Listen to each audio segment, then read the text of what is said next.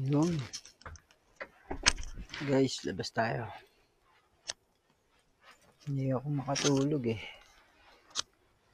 Kaya parang naisipan kong mag vlog. Lakad-lakad lang tayo.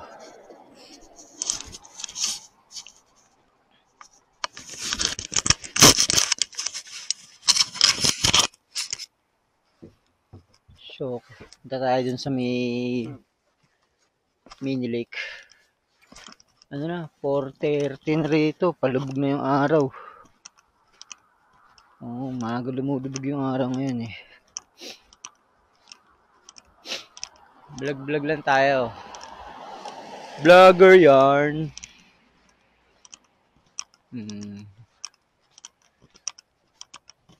Pakita ko lang sa inyo yung lugar. Dito, Canada. Napakatahimik na lugar. Ayan, puro mga sasakyan lang makikita mo. Malamig. Feels like -4.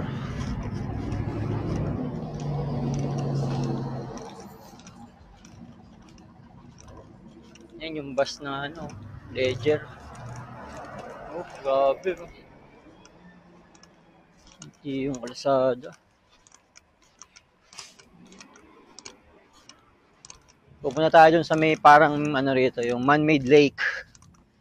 Malapit lang sa amin yun. Wala lang. Nainip ako sa bahay. Paano lang.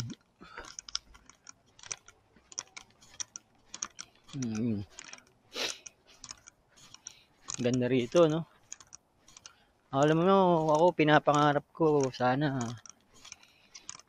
one time pag na God's will, pag na PR ako, madala ko yung pamilya ko dito. Mag-settle kami dito. Yun yung pinapangarap ko.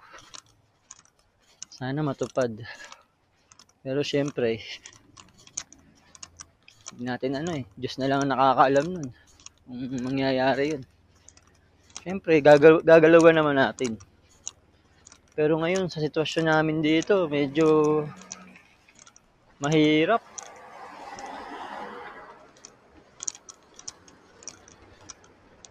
Kasi yung policy ng gobyerno rito, pabago-bago. Lalo na sa mga pagdating sa immigration. Ngayon nga lang, pinag-iinitan dito yung mga foreign worker eh. Kasi, yung nga raw, dumami masyado yung mga foreign worker, student, mga ganun. Tapos,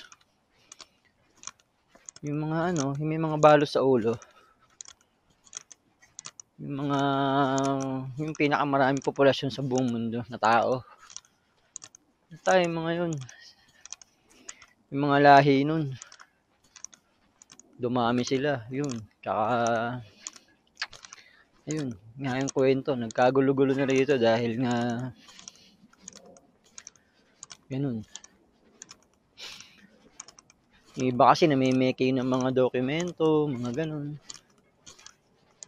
Kaya yun. Yung iba na matitino, nadadamay. Dulas nito.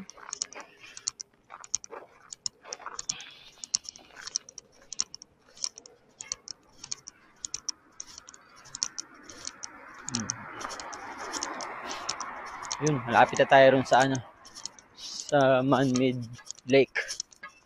Papakita ko lang sa inyo. Hello.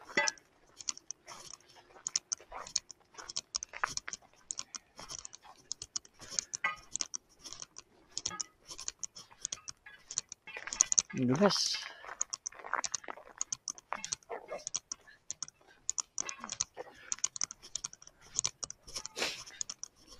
Mm.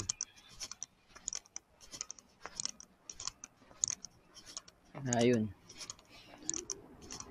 Pero ako, ngayon, hindi muna ma-PR yung hinihiling ko eh. Hinihiling ko na lang ngayon, ma-renew eh. Ma-renew yung kontrata. Ito, nandito na tayo sa may man-made lake. Gawa lang yan, pero ang ganda di ba? Nakaka-refresh. Ma-renew lang yung kontrata, masaya na ako kasi kahit na gusto kong umuwi, ang problema ko, wala akong ipon. Alam mo yun? Tapos, back to start na naman ako. Wala kaya sana ma-renew muna ako kahit na ma-extend pa ako ng 2 years kasi nag-aaral yung anak ko college na siya Di sana kung ma-renew tayo, di kahit pa paano, baka makaipon. Tapos kung sakali talagang hindi tayo suswerte, uuwi tayo, edi okay lang. At least may bit-bit kang pera, may labang ka, di ba? Meron kang bala kahit pa paano. Pero yung pagka ganito na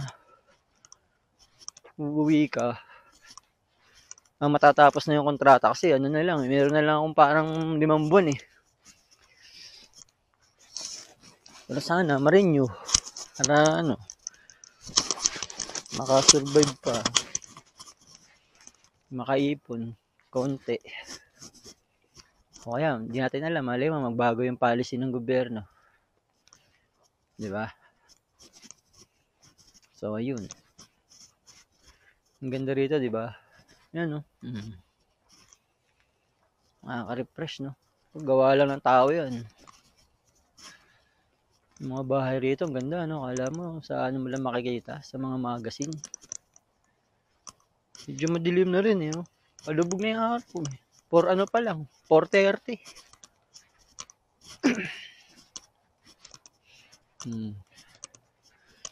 Wala lang, tinur ko lang kayo.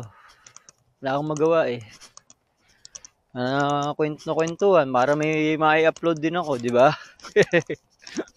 Ako feeling vlogger Pag feeling vlogger ka, ganun gagawin mo, di ba?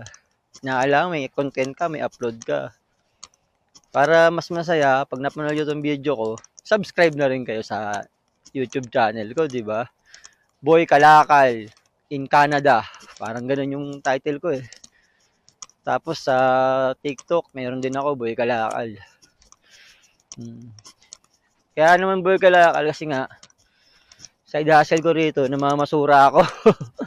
Yun yung totoo, namumulot ako ng mga lata dyan sa mga basurahan na yan. Kine-check ko yan kung may mga dyan. May mga lata. O yan, ganyan. Wala. Diba? Maganda rito kahit mag-vlog ka Hindi ako gumagamit ng mic pero okay yung audio, diba? Kasi tahimik. Na ngayon fall na Ayan, magpa-winter na rin. Wala na yung mga puno. Wala na mga dahon. Yan lang. Pagka mag-comment kayo, nyo yung mga kwentuhan natin. Tatapik natin yan. Yun yung sitwasyon ngayon ng mga rito, foreign worker. Yung ibang foreign worker dito, hindi na muna nila iniisip yung ma-PR. Ma-renew lang. Kasi, mahirap nga Dahil sa policy ng gobyerno, naghihigpit sila. Kasi yung ibang mga Canadian, iniisip nila, naaagawan daw sila ng trabaho ng mga foreign worker. Kaya yun. Ako, di naman sa may mga katrabaho akong Canadian. Ayoko mag-comment, pero yung mga yan, sobrang tamad. Hindi ko na sa nila lahat, pero alam mo sila, yung may ibang mindset nila na sa kanila, basta kumita lang sila, okay na sa kanila yun. Tsaka yung mga yan, never ako nakakita dyan na pumasok ng yung bawa, kunwari, ang pasok mo, 9 o'clock. Papasok yan, sakto talaga, 9 o'clock. Unlike sa atin, tayo, mga 8:45, nasa trabaho na tayo. Naggagayak na tayo. Sila, hindi. Kung ano yung nasa oras, yun. Kung out ka ng 10, out talaga yan. Wala ano yan, hindi yan magsasacrifice na, alam mo yun. Hindi yung kagaya natin na ganun tayo eh. Siyempre tayo medyo may malasakit tayo sa trabaho, may pagmamahal tayo kahit paano, di ba? Sila wala. Bahala kayo dyan. Ganun yan. Tsaka pag yung mga trabaho na medyo mabigat, tanda, papasok yan, ilang araw lang, pero pagka wala na. Magre-resign na yan. Hahanap na ng ibang trabaho yan. Nakakita niyo ba yung Tacoma na yan? Ang ganda, no? Kahit old model siya, di ba? Maangas. Kailan tayo magkakaroon ng ganyan? Trip ko rin yan eh. Pupugian ako sa forma niyan.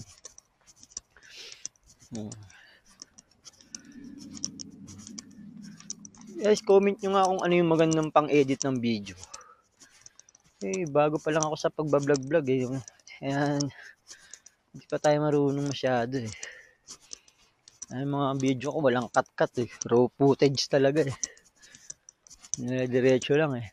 Parang na-enjoy ko na rin. Kasi yung ganito, kwento ka ng kwento. Daldal ka lang ng daldal. Kung ano-ano yung pinagkukwento mo. Trip-trip lang, di ba? Pero sa akin naman, ang ko rito, dinodokyo ko lang. Ayun mo, siyempre, kagaya ng ko. Di pagdating ng araw, may naka-upload ka sa YouTube, di papanood mo ngayon yun, di ba? Memories mo na lang siya, di ba? Sobrang tayo dito sa Canada, no? Malayo sa atin. Sa atin, ganito, ang daming tambay dyan sa labas. Dito, dalang makakitang may naglalakad.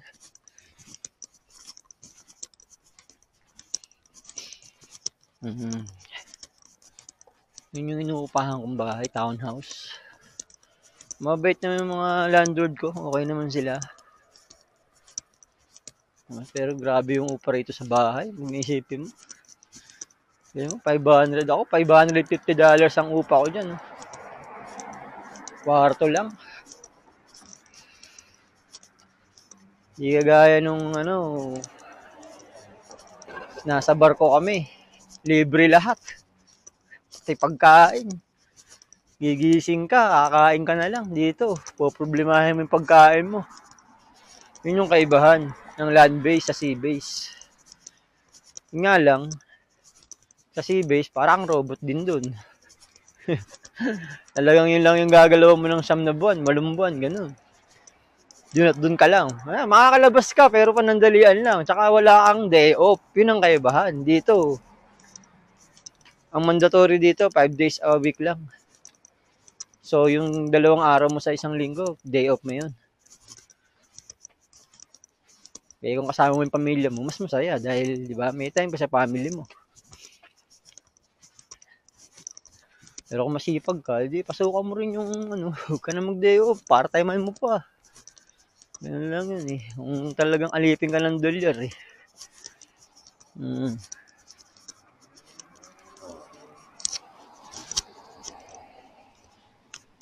Yan. Paano? Dito na yung bahay namin, no? Ay, hindi ko pala bahay. Bahay nung tinitirang ko. Dito na ako, ha? Ayan. Okay. I-like, follow, subscribe nyo ako, guys, ha? Tangina, nabubulol pa eh, no? Sige.